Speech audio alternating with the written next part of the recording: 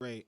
What you're seeing now from Michelle Obama, what you're seeing now from Michelle Obama is as she is under less scrutiny from being the first lady, and as they're far removed from the White House, and her every move and dress and hairstyle is not going to have political implications. We're starting to see more and more of her voice and personality and style come out. And she's spoken to a lot of this. This right here is a clip where she was talking about how her marriage to Barack changed a little bit when they had kids. And I thought this was just so good. Let's check this out for a second, and then I'll share my thoughts on. And people think I'm being catty by saying this. It's like there were 10 years when I couldn't stand my husband. You know? Do say that. You 10 long years. And guess when it happened? When those kids were little, right? Is that Kelly Rowland? Kelly Rowland has always been, oh, that's Tina. Okay. Kelly Rowland has always been my favorite Destiny's Child. Always. You know, and shout out to everybody people think I'm involved. Being catty by saying we Kelly Rowland fans over here, man. This, it's like there were 10 years when I couldn't stand my husband. You know? Do say that. You 10 long years. And guess when it happened? When those kids were little, right? Yeah. Right? Because, you know, you can be all great individually when you're just married. You got your life, he's got his, you come together. It's all, ooh, good to see you, bye, take it easy. And then you have kids. Not take it easy. Take it easy, you're traveling, that's great, good. I get to hang out and watch the TV I want to watch. Right. But the minute we had kids, it was like, where are you going? And how far? And you start measuring, it's like, how many diapers did you change? And, oh, you're golfing? Yeah. Oh, you got time? Oh, you got time to golf? How you at the gym all the time? Why you in my brain right now? I'm like, that's when all the measuring starts because you got this project. Yes. And guess what? Little kids, they're terrorists. Jesus. They are. They have demands. Oh, they don't talk. Right. They're poor communicators. They cry all the time. They're irrational. They're selfish. They're needy. And you love them more than anything. Oh. And so you can't blame them. No. Right? Let's pause right there. Something that as I'm preparing myself to be somebody's husband and father, that I'm taking like super seriously is the role that men play in raising children. And I think it starts in pregnancy, even before pregnancy, right? Something that I want to offer my future wife, in addition to the option of whether she gets to work, has to work or not, is blocking a lot of the stress and a lot of the bullshit that can come at a woman while she's pregnant. I know that stress has an adverse effect on the body, on everybody's body. And I think having somebody whose role to play while you are nurturing a life inside you that's like, just taking things over, is to make things as low stress and be the shield and interceptor and deal with her, if that's a word, of stress, to keep that stress off of you and to keep that stress off the baby so that you can have the healthiest pregnancy possible. Just throwing that two bits in there.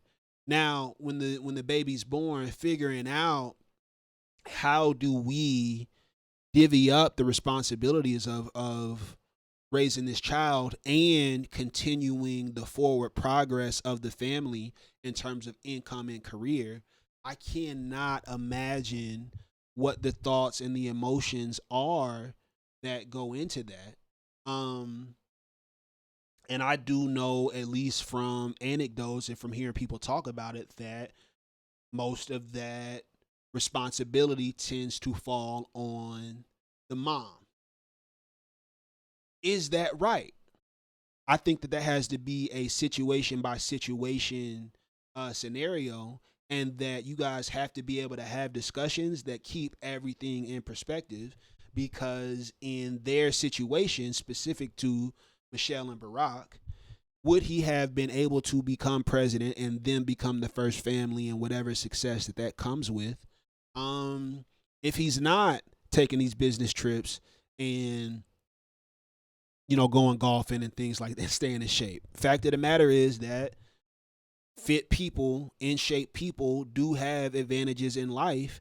And I don't know all of the presidents. I can't think of a like fat fucking president that we've ever had. Has to be a discussion, has to be a compromise. And I think that this absolute push for 50-50, everybody has to do the same amount of everything, is a mistake, and that the better thing to do is find whatever mix works for you, your family, your life, et cetera, et cetera, et cetera. Let's continue with the clip. Right, because look, they're cute, and he's so cute. And look at him throwing his plate. That's so cute. So you turn that ire on each other. Yes. And for 10 years, while we're trying to build our careers and, worrying about school and who's doing what and what, I was like, oh, this isn't even. No. And guess what? Marriage isn't 50-50. Yeah. Ever, Exactly. ever. Exactly. There are times I'm 70, he's 30. There are times he's 60, 40. But guess what? 10 years, we've been married 30. Wow. I would take 10 bad years over 30. It's just how you look at it, right? And people give up for the 5 years. I can't take it. How it was do you bad. know? What is the, because sometimes You gotta know your person. Do you like him? I mean, you could be mad at him, but do you still look at him and go, I'm not happy with you, but I respect you. Right. I don't agree with you. Yes. But you're still a kind, smart person. Yes. The feelings are gonna change over time, right? Yes. You're not gonna always be, so the minute that goes, people wanna give up on it. It's true. But now you're in the work. You're in the work of it, and that's why I wanna talk about the motherfuckers work don't of it, wanna the work, of any man. relationship, the work of friendship.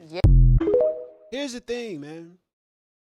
First of all, like, feelings as the primary reason for marriage, specific to marriage, also like long-term relationships. Listen, I might not be the best source. I ain't got no wife, I ain't got no girlfriend. I just have thoughts about what I know about the world, and you guys can take it for what it is, and hopefully it makes some sense. But feelings, the way you feel as the primary reason for a lifetime partnership or a long-term partnership, 20, 30, 40 years, I don't think that's the best way to do it. And I don't think that that's sustainable, because feelings change.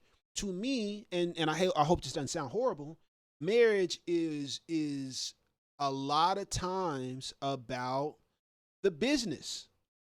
About the business of being married, about the business of growing a family, about the business of growing stability, about the business of when people work together, we can rise higher.